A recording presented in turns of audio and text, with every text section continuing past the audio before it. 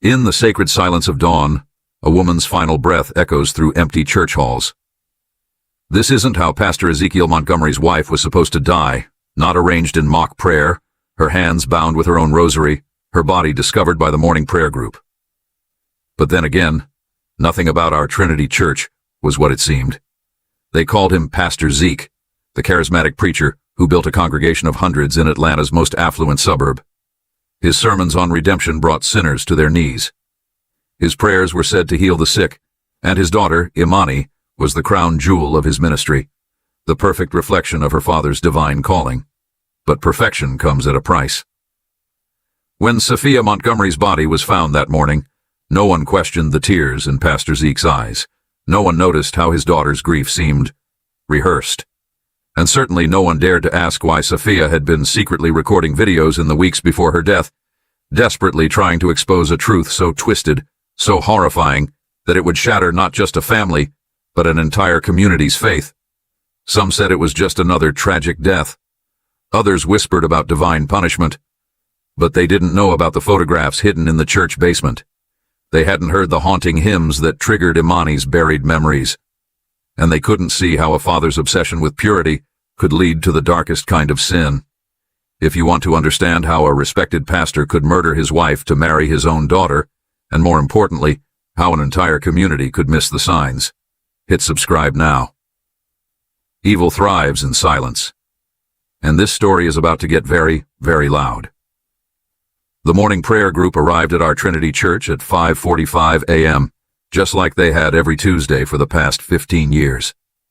Sister Aaliyah Jenkins fumbled with the ancient brass key in the side door lock, while behind her 4 other women huddled against the spring chill. None of them expected to find Sophia Montgomery's body posed beneath the church's prized dogwood tree. They found her kneeling, as if in deep prayer. Her hands were bound with her own rosary, the one Pastor Zeke had given her on their 20th anniversary.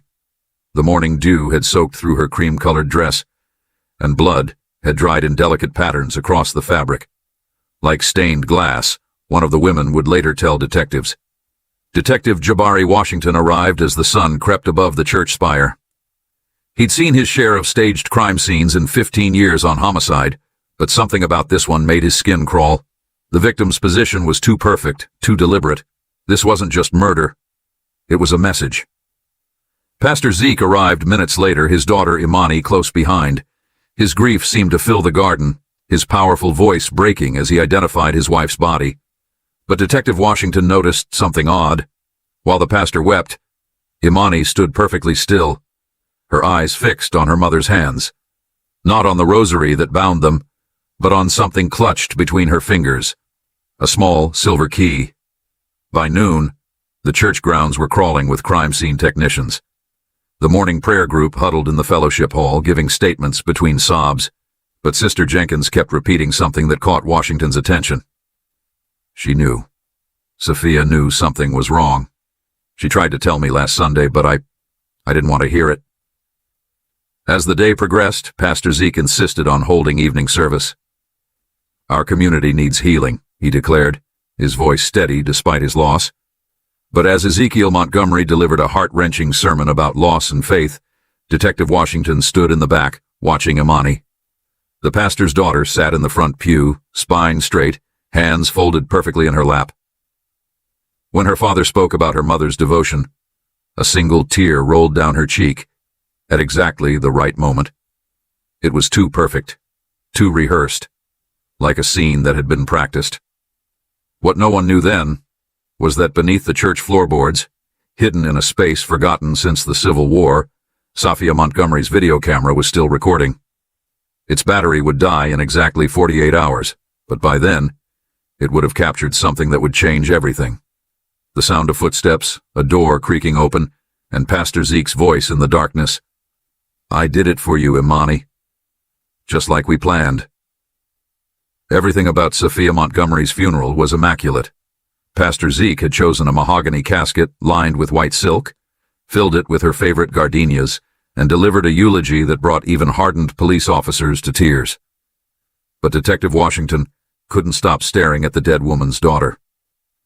Imani Montgomery stood beside her father, accepting condolences with practiced grace. 3 days after they buried Sophia, the medical examiner's report landed on Washington's desk. Cause of death: strangulation with a rosary, followed by posthumous positioning. But it was the toxicology report that made his blood run cold.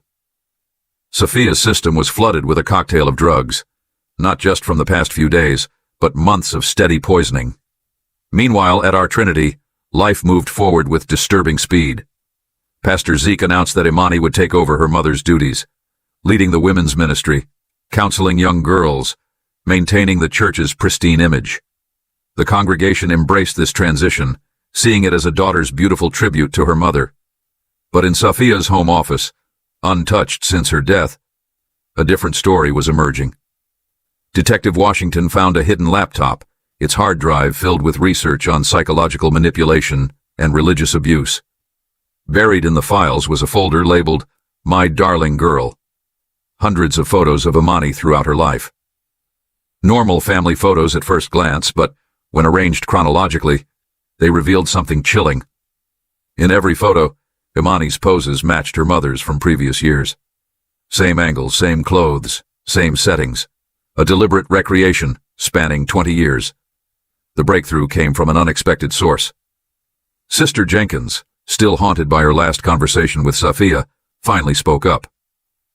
The Sunday before she died, Sophia showed me something in the church basement, a room full of old photographs. She said they proved something terrible, but before she could explain, Pastor Zeke found us. The way he looked at her, I'd never seen him angry before. As Washington dug deeper, he discovered Sophia had been diagnosed with terminal cancer 3 months ago. Except when he contacted her doctor, there was no record of any diagnosis. The prescription bottles in her medicine cabinet came from a pharmacy that didn't exist. Then came the security footage from a convenience store near the church. The night of her murder, Sophia had made a phone call from a payphone. Her last words, caught on grainy video, were chilling. "It's worse than we thought. He's been planning this since she was born." But it was what happened next that would break the case wide open.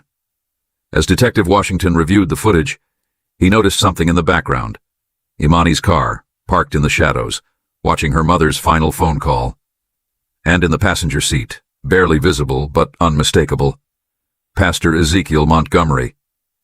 3 weeks after Sophia's murder, during Wednesday night service, the church organist began playing "Amazing Grace."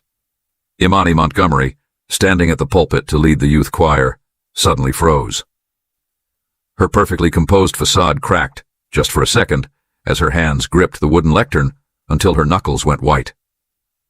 Sister Regina Dubois, the elderly organist who'd served our Trinity for 40 years, saw it happen. She'd seen that same reaction before, in Sophia. It was the way Sophia would flinch whenever that hymn played during private ceremonies in Pastor Zeke's study. That same night, Detective Washington received an anonymous package. Inside was a single VHS tape, dated 15 years ago.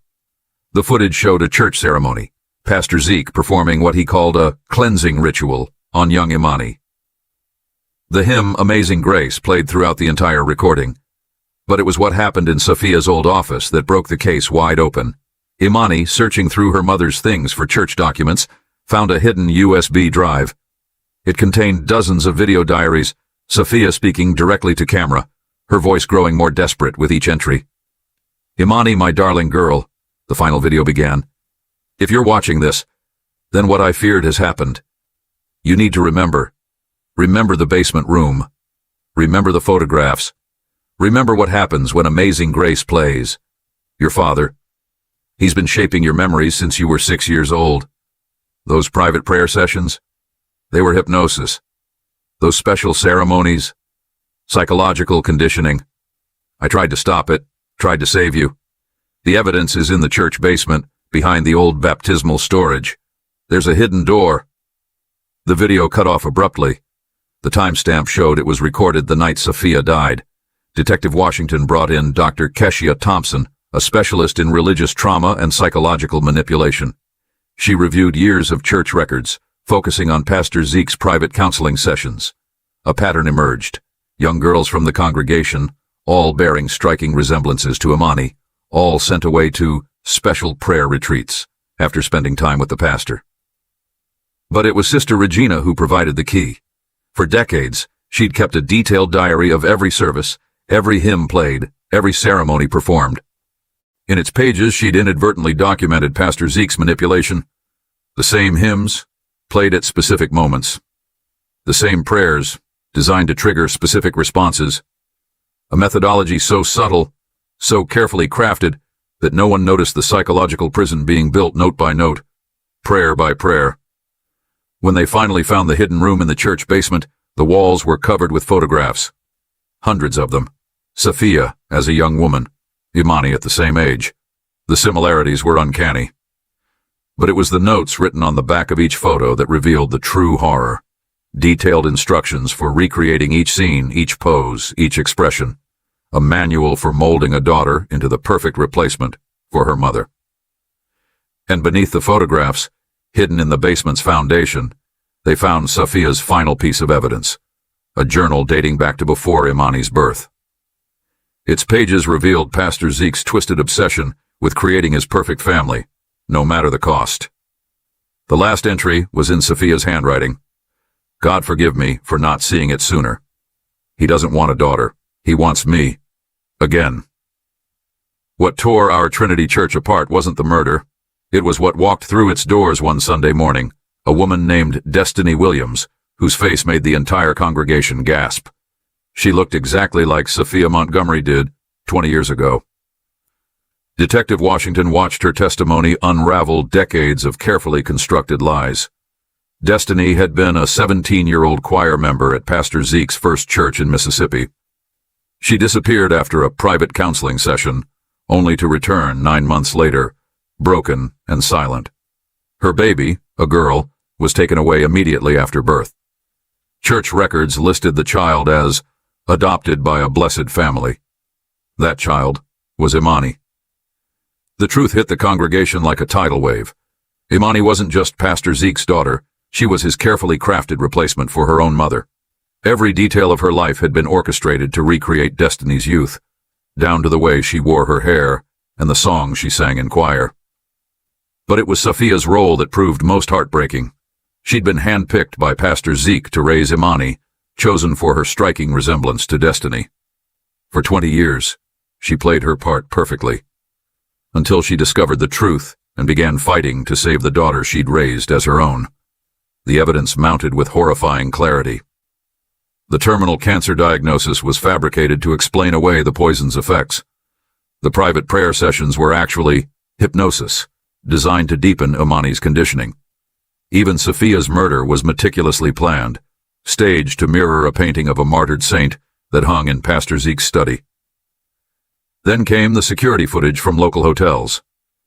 Pastor Zeke had been grooming his daughter for years, taking her on spiritual retreats that were actually trial runs for their future life together. He'd already purchased property in South America, arranged new identities. Sophia's murder was just the final step in his plan. When they searched his private study, they found wedding plans, not for a father-daughter relationship, but for a husband and wife. The ceremony was scheduled for exactly 1 month after Sophia's death, enough time for the congregation's sympathy to turn their shock into acceptance. But what finally broke Imani's programmed loyalty was finding her birth mother's diary, hidden among Sophia's belongings. Destiny's words, written in secret during her captivity, described the same psychological manipulation now being used on her daughter. The same hymns, the same prayers, the same gradual erosion of reality. The final page was addressed to her unborn child. If you ever read this, know that you were born from love, not his twisted version, but the pure love of a mother willing to sacrifice everything to protect you. Someone will show you this truth someday. When they do, run. The arrest happened during Sunday morning service. Pastor Ezekiel Montgomery stood at his pulpit, preaching about divine love. When Detective Washington walked down the center aisle, the congregation watched in stunned silence as silver handcuffs glinted against their pastor's dark suit. But it was Imani's reaction that stunned everyone. 20 years of psychological conditioning shattered in an instant. She started screaming, not in denial or defense of her father, but in a release of decades of suppressed trauma. The sound echoed through the sanctuary, cutting through years of manipulation and lies. "You killed them both," her voice rang out. "You killed my mother, both of them." The case file landed on District Attorney Marcus Thompson's desk like a bomb. 3 murders spanning 2 decades. Destiny's suspicious suicide in Mississippi, a previous wife's accidental drowning in Tennessee, and Sophia's brutal strangulation. Each death staged with religious imagery, each victim sharing the same striking features. Pastor Zeke's mask finally cracked during interrogation. For 6 hours he maintained his practiced charm, quoting scripture and expressing grief. Then Detective Washington played Sophia's final video diary. The pastor's response was chilling. "Everything I did was out of love. I was perfecting her, just like God perfects us all." The evidence was overwhelming. 20 years of forged documents, hidden rooms filled with psychological manipulation tools, financial records showing payments to medical professionals who helped fake Sophia's cancer, video recordings of prayer sessions that were actually hypnosis. Witness statements from other young girls who'd escaped his counseling, but the most damaging testimony came from Sister Regina. The elderly organist had kept every program from every service, documenting the hymns used to trigger specific responses in Imani. She'd noticed the pattern, but convinced herself it was divine guidance, not calculated abuse. Amazing Grace was his favorite tool, she testified, her voice shaking. He used it during the most intense conditioning sessions. That's why Sophia tried to ban it from regular services. She knew what it did to Imani. The prosecution built a case that exposed not just the murders, but the decades of psychological torture. They revealed how Pastor Zeke had used faith as a weapon, turning scripture into chains and worship into warfare against the minds of his victims. But it was the discovery in the church's old well that sealed his fate. Wrapped in waterproof plastic, preserved for 20 years. Destiny's real suicide note, written hours before her death. It wasn't a confession of sin, as Pastor Zeke had claimed. It was a detailed account of his abuse, his manipulations, and his plans for the child she was carrying. The note ended with words that would later be read in court. "To whoever finds this, save my baby. He'll try to make her into me. Don't let him succeed. Some sins wear collars and carry Bibles. Some demons preach from pulpits. God forgive me for not being strong enough to stop him." The trial of Pastor Ezekiel began. Everyone who heard about it were shocked. The courthouse steps were crowded with former congregation members, divided between those who still believed in their pastor's innocence and those whose faith he had destroyed. Inside the courtroom, Assistant District Attorney Keisha Blackwell laid out the prosecution's case with surgical precision. "This isn't just about murder," she told the jury. "This is about a man who spent decades building his own twisted version of heaven, using faith to blind his followers while he groomed his own daughter to replace her mother." The defense tried to paint Sophia as mentally unstable, claiming she had fabricated evidence out of paranoid delusions. But their strategy crumbled when Dr. Gabriel Baptiste, a forensic psychiatrist, presented his analysis of Pastor Zeke's methods. The defendant used techniques known as religious trauma bonding, Dr. Baptiste testified. By combining scripture with psychological manipulation, he created a framework where his victims couldn't distinguish between devotion and abuse. The hymns, the prayers, the ceremonies, all were tools of control. The most powerful moment came when Imani took the stand. For 6 hours, she unraveled the web of manipulation that had been her entire life. She described the private prayer sessions that left blank spots in her memory, the rehearsed responses that had been drilled into her since childhood, and the gradual realization that her entire identity had been sculpted by her father's obsession. "He would play Amazing Grace," she testified, her voice steady despite her trembling hands. "And then, pieces of me would disappear. I'd wake up different. More like the photos he showed me. Photos of my real mother that he told me were of Sophia. But it was Pastor Zeke's own testimony that revealed the true depth of his depravity." Under Keisha Blackwell's cross-examination, his carefully constructed facade finally shattered. "Yes, I shaped her," he shouted, his voice ringing through the stunned courtroom. "I took what God gave me and made it perfect. Destiny was flawed, Sophia was flawed, but Imani would be perfect. My perfect creation. My perfect wife. The jury deliberated for just 4 hours. The verdict? Guilty on all counts. 3 murders. Decades of abuse. Psychological manipulation. False imprisonment. The judge, her voice tight with controlled rage, sentenced him to 3 consecutive life terms without possibility of parole. As they led him away, Pastor Zeke turned to Imani one last time. "You'll understand someday," he called out. "Everything I did was for—" But Imani's response cut him off mid-sentence. "Everything you did was for yourself, and God saw it all." 6 months after Pastor Ezekiel Montgomery's conviction, our Trinity Church stood empty, its doors chained. But across town, in a small community center, Imani sat before a room of survivors. "My name is Imani Williams," she began, reclaiming her birth mother's surname. "And this is a story about how evil doesn't just hide in darkness. Sometimes it stands in pulpits, sometimes it quotes scripture, and sometimes it raises you to be its bride."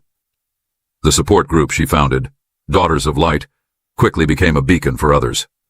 Women from across the country came forward with similar stories.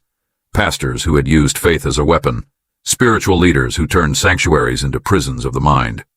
Detective Washington's investigation expanded, uncovering a network of religious leaders who had learned from Pastor Zeke's methods. 3 more churches were exposed. 12 more victims were found. Destiny Williams, Imani's birth mother, was finally laid to rest in a proper ceremony, her suicide note serving not as a mark of shame, but as a testament to a mother's love and sacrifice. Safia was reburied beside her, 2 mothers who died trying to save the same daughter. How would you react if you were in Imani's shoes? What a world we live in. Please remember to hit the subscribe button now. Turn on notifications. Share this story. Each subscription strengthens our ability to investigate, document, and share these crucial stories, because you won't find them on Google. Remember, evil doesn't need your belief to exist. It only needs your silence.